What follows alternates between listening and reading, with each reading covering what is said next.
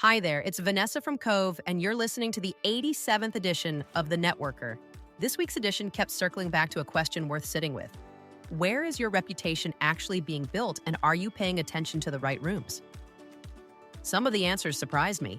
So let's dive in. We open with a Harvard Business Review piece that reframes something a lot of ambitious professionals get wrong. The advice to network up, to build visibility with senior leaders, isn't wrong exactly. It's incomplete.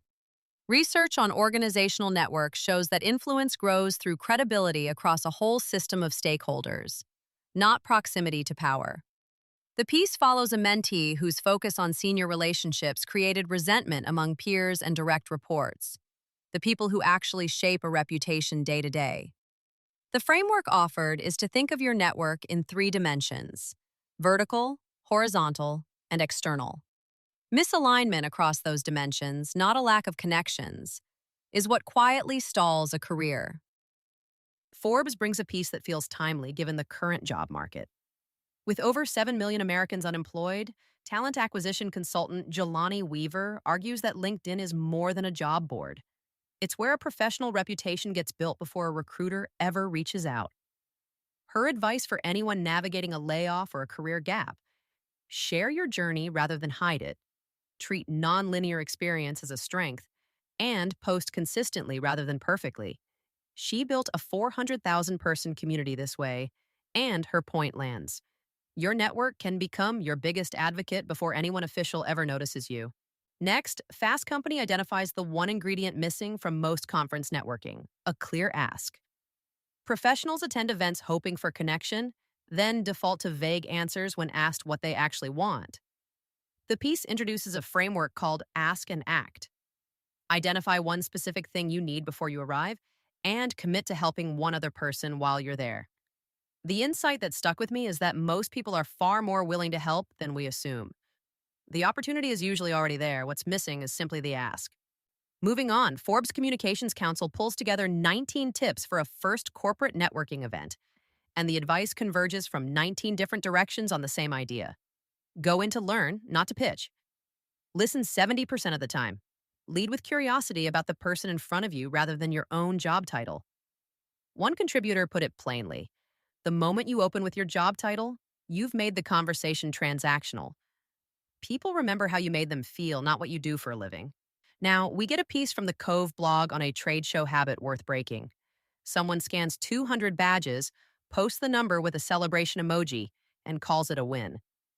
But the Center for Exhibition Industry Research found that around 81% of trade show attendees have buying authority, meaning that pile of scans is mostly decision makers who will likely never hear from you again.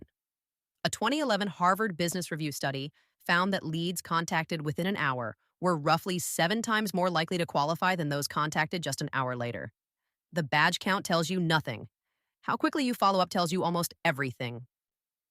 Back to Forbes, who also covers something I found genuinely striking: how millennial founders are building real networks at Essence Fest instead of waiting for doors that corporate channels never opened for them. Kayla Rowe's feminine wellness brand landed in over 4,000 CVS stores after CVS representatives flew to New Orleans just to stand in the crowd and see the line for themselves. No pitch deck required. The piece makes a case that the relationships moving careers and businesses forward for this generation are forming in rooms most employers don't understand, can't access, and wouldn't think to value. We close the articles with an ink piece for anyone who dreads the networking part of entrepreneurship. Not every business requires constant relationship management and small talk. Online courses, tapping into a market that reached $314 billion in 2024, and AI consulting for companies still figuring out where to start, are both built for deep, solitary work. The point isn't to avoid people entirely.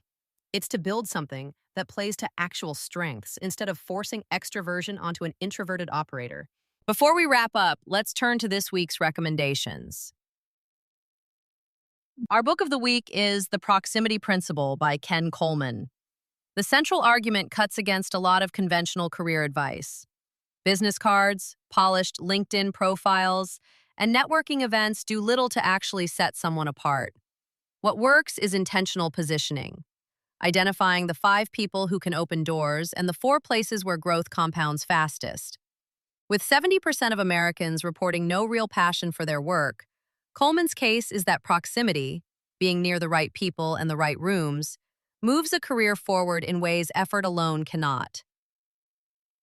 And our podcast of the week is Work Life with Molly Graham, featuring Claire Hughes Johnson, the former COO of Stripe, on why success is never linear. The conversation explores how difficult moments distort our perspective and why some of the work we end up proudest of felt like failure while we were living through it. They dig into leadership under pressure and how to make decisions when you genuinely can't yet tell whether you're struggling or succeeding. It's honest, grounded, and worth sitting with if you're in the middle of something challenging right now. That's all for the 87th edition of The Networker. The thread this week is about where reputation actually forms, and it's rarely where we think. It's in the horizontal relationships we neglect while chasing the vertical ones. It's on a festival floor instead of a boardroom.